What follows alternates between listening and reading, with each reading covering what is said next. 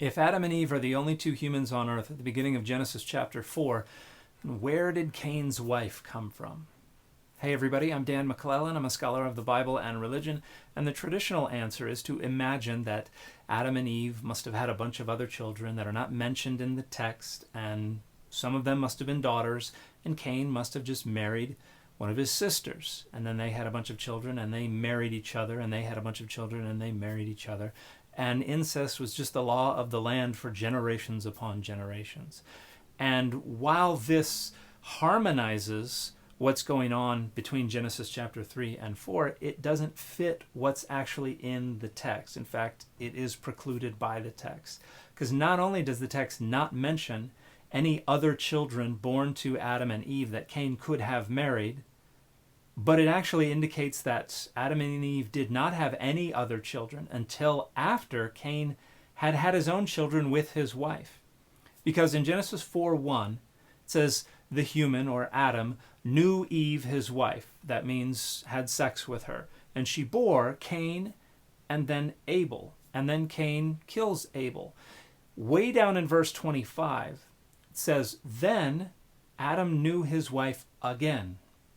So where else has Adam known his wife? Only in verse 1. Verse 25 is talking about the next time Adam knew his wife after conceiving Cain and Abel.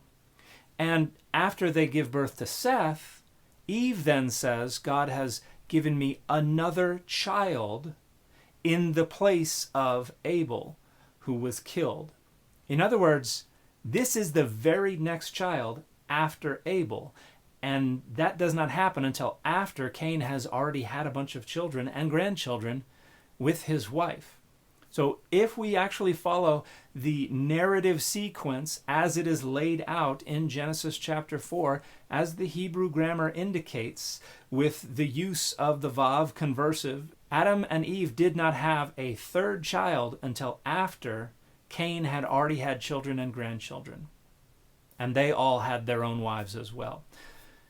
Another peculiarity about Genesis chapter 4 is that it does not seem to be aware of a flood, because it mentions Cain's offspring having children who are the ancestors of the people who dwell in tents and who play certain musical instruments and things like that, which is an etiology for people groups that the author knows about in their own time.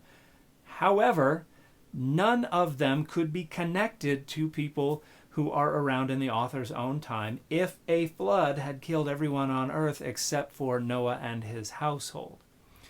Which indicates that the author of Genesis 4 is unaware of a global flood that killed everyone except for Noah and his household. So how can this be? Well, it's very simple. The author of Genesis chapter 4 does not know about a world where Adam and Eve are the only humans alive. The author of Genesis chapter 4 knows an entirely populated world. And this is why Cain can be afraid that somebody out there is going to kill him.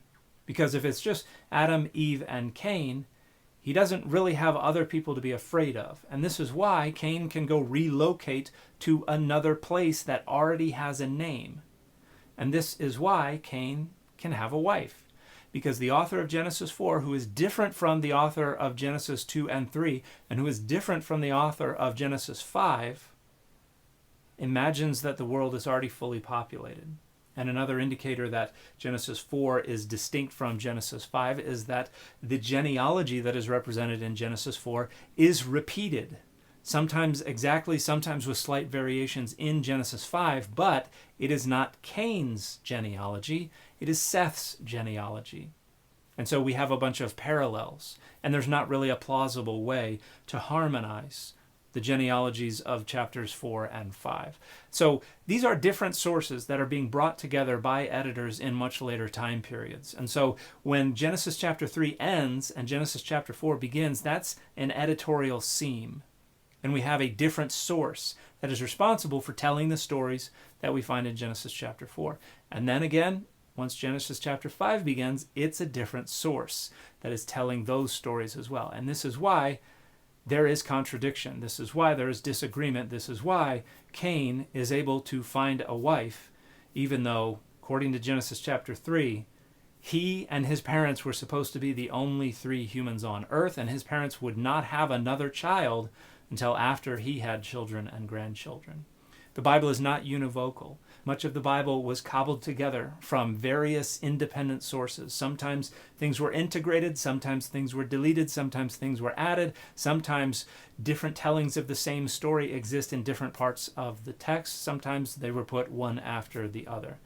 The Bible is a collection, an anthology of a variety of different stories told by different authors and editors to different audiences in different times and places and for different reasons, and they frequently disagree with each other. And that is a much better way to take the Bible seriously than to impose the presupposition of univocality and force the Bible to fit what you determine it is allowed to say and what it is not allowed to say. That's not taking the Bible seriously. And that approach is only taking seriously those dogmas and those traditions and not what's actually in the Bible. And Sugar, the fit for this video has been rogue.